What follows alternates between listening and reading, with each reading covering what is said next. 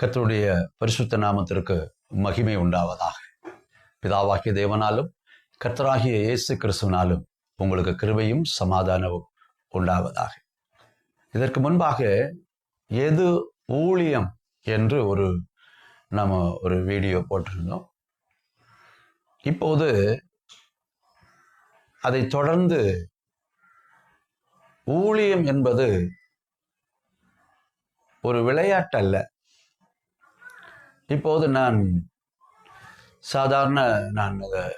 வீடியோவில் எல்லாம் பார்க்கிற பொழுது சிலருடைய அந்த ஊழியங்கள் ரொம்ப ஒரு விளையாட்டுத்தனமாக இருப்பதை நான் பார்க்கிறேன். ஊழியம் அது பயபக்தியோடு நம்ம செய்ய வேண்டியது. தவறான ஊழியங்கள் செய்வதனாலே அதனால உண்டாகிற பின் விளைவுகளை குறித்து இந்த வீடியோவில் உங்களுக்கு நான் சொல்ல விரும்புகிறேன். நான் வேதத்திலே சில வசனங்களை உங்களுக்கு வேகமாக காண்பிக்கிறேன். நீங்களும் அது வேதத்தில் எடுத்து அதை கவனிங்க. தவறான ஊழியங்கள் எப்படி தேவனால் தண்டிக்கப்படுவார்கள் என்பதை காண்பிக்கிறது. ரோமருக்கு நிருபம் 1ஆம் அதிகாரம் அதனுடைய 18வது வசனம், சத்தியத்தை அநியாயத்தினாலே அடக்குகிற மனுஷனுடைய எல்லா அவபக்திக்கும் அநியாயத்துக்கும் விரோதமாக தேவ கோபம் வானத்திலிருந்து வெளிப்பட்டிருக்கிறது. சத்தியத்தை மறைக்கக்கூடாது. பரிசுத்த வேதாகமத்திலே சொல்லப்படுகிற சத்தியங்களை எந்த மறைவும் இல்லாமல் தேவ ஜனத்திற்கு அது போய் சேரணும். சும்மா பாடி ஆடி ஏதோ ஒரு பிரசங்கம் அது அல்ல. நம்ம தொடர்ந்து படிப்போம். இந்த ஊழியங்கள் எதற்காக, ஊழியம் எப்படி இருக்கணும் அங்கிறதெல்லாம் நம்ம தொடர்ந்து படிப்போம். இன்றைக்கு இந்த ஊழியத்தில் நாம் தவறுதலாய் போய்விட்டால் என்ன ஆகும் என்பதை மட்டும் சொல்லுகிறேன்.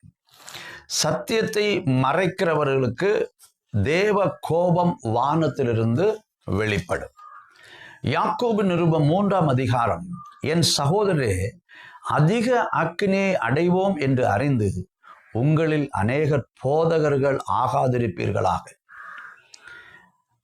தவறான போதனைகள் அதிக அக்கினியை கொண்டு வரும். தேவன் எதற்காக இந்த ஊழியங்களை சபைக்குள்ள வைத்தார் என்பதை தெரியாமலேயே எல்லாரும் போதகர்கள் ஆகிறாங்க. எல்லாரும் போதகர்கள் ஆகும்போது தவறான ஊழியங்கள் தண்டனையை கொண்டு வரும் என்பதை நீங்கள் புரிந்து கொள்ள வேண்டும். மற்றொரு வேத பகுதியை பாருங்கள். கலாத்தியருக்கு நிருபம் 1ஆம் அதிகாரம் அதனுடைய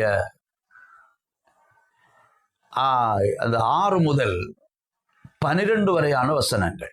கலாத்தியர் 1ஆம் அதிகாரம் 6 முதல் 12 வரையான வசனங்கள் கவனமாக படிக்கணும்.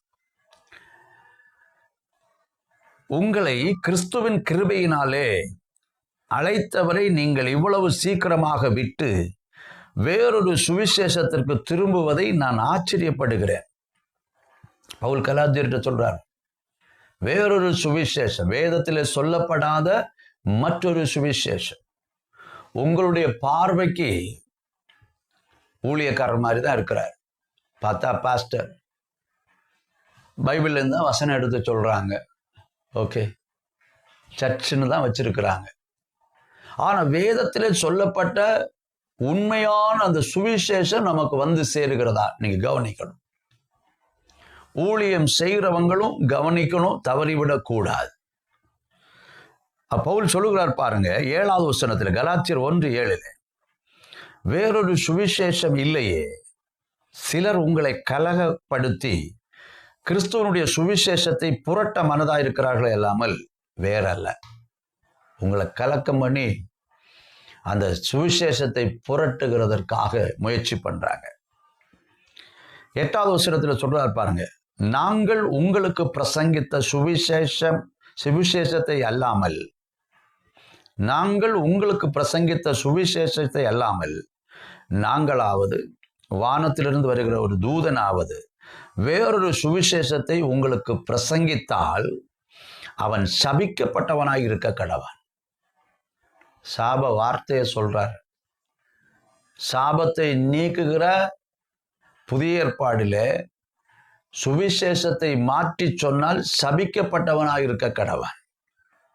9வது வசனத்தில் சொல்றார், முன்பு சொன்னது போல மறுபடியும் சொல்கிறேன், நீங்கள் ஏற்றுக்கொண்ட சுவிசேஷத்தை அல்லாமல் வேறொரு சுவிசேஷத்தை ஒருவன் உங்களுக்கு பிரசங்கித்தால் அவன் சபிக்கப்பட்டவனாய் இருக்க கடவான். இப்போ புரியுதா?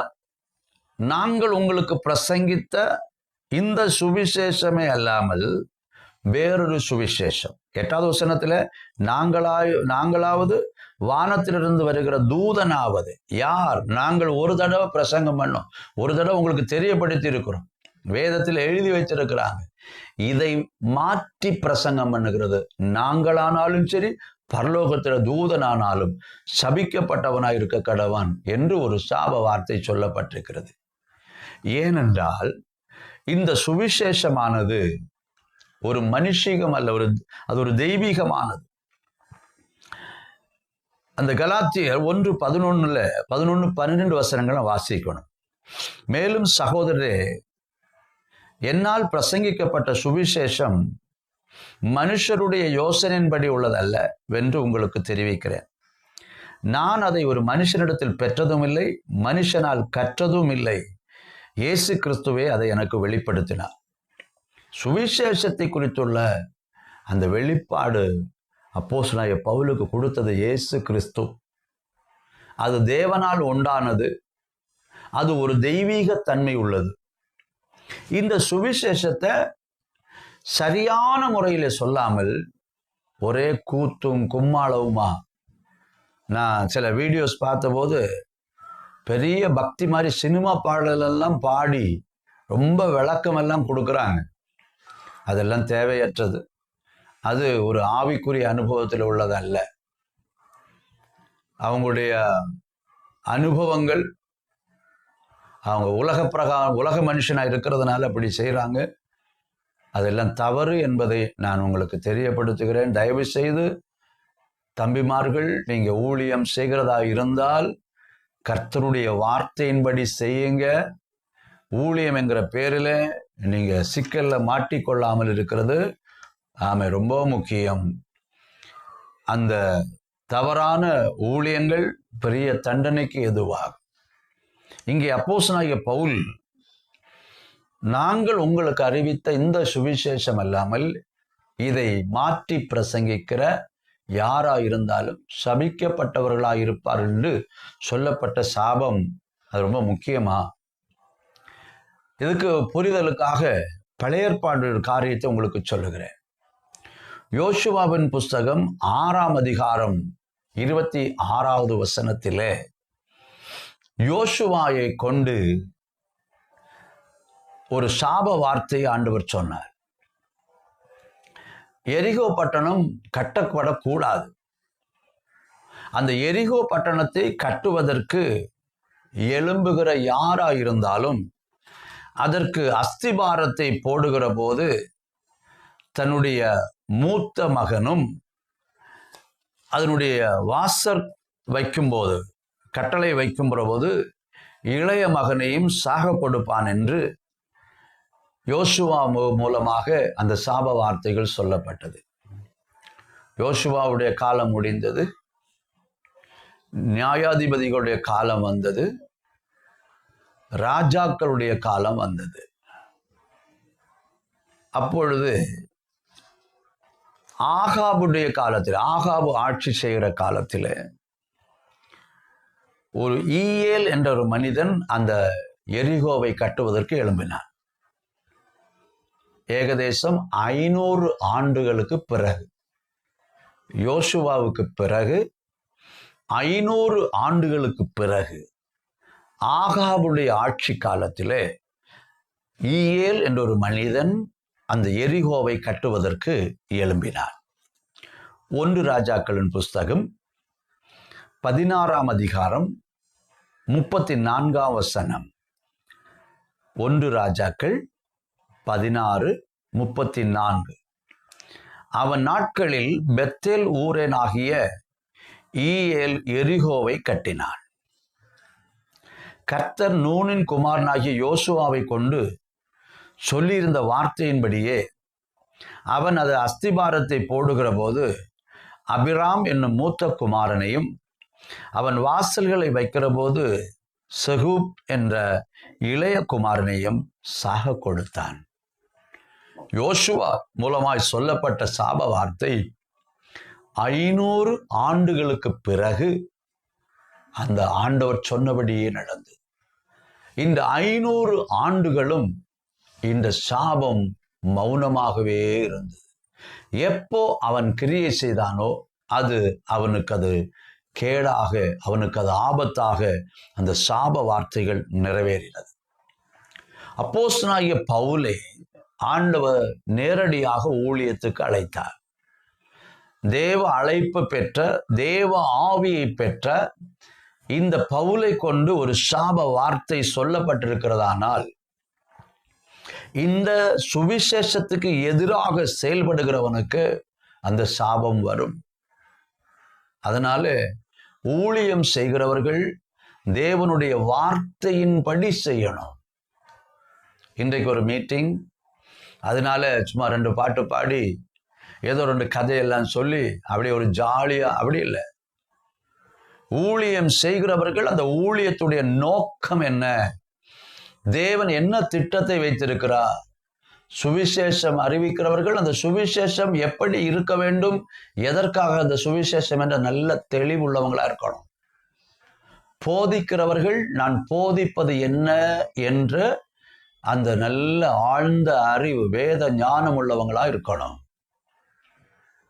அந்த மேய்ப்பர்களாக இருக்கிறவர்கள் சபையை நான் எவ்விதமாக நடத்த வேண்டும் என்கிற அந்த நல்ல அறிவு அவங்களுக்கு இருக்கணும், தெளிவுள்ளவங்களாக இருக்கணும். இன்னைக்கு கள்ள தீர்க்கதரிசிகள், கள்ள போதகர்கள், கள்ள மேய்ப்பர்கள் நிறைந்திருக்கிற ஒரு காலம். அப்போஸ்தலனாகிய பேதுரு 2 பேதுரு 2ஆம் அதிகாரத்தில் கள்ள போதகர்களை குறித்து நிறைய சொல்லியிருக்கிற, படிச்சு பாருங்க. தவறான ஊழியங்கள், தவறான ஊழியத்தை செய்கிறவர்களுக்கு அது கேடு உண்டாக்கும். ஆகவே தெளிந்த புத்தியோடு, நல்ல ஆழ்ந்த அறிவோடு, தேவ கிருபையோடு, தேவ அழைப்பை பெற்றவர்கள் அவங்களுடைய அழைப்புக்கும் தெரிந்து கொள்ளுதலுக்கும் தக்கதாக ஊழியம் செய்து கர்த்தரால் ஆசீர்வதிக்கப்பட்டவங்களா இருங்க. யாரும் தவறிவிடக்கூடாது என்பதற்காக இந்த வீடியோ பதிவிடுகிறேன். யாரையும் வேதனைப்படுத்தவோ யாரையும் குறை சொல்வதற்காக அல்ல. சிலர் சத்தியத்தை தேடுகிறார்கள், அவர்களுக்காக இந்த வீடியோ வைக்கிறோம். கர்த்தர் உங்களை ஆசீர்வதிப்பார். மற்றும் ஒரு வீடியோவில் சந்திப்போம். கர்த்தர் உங்களை ஆசீர்வதிப்பார்.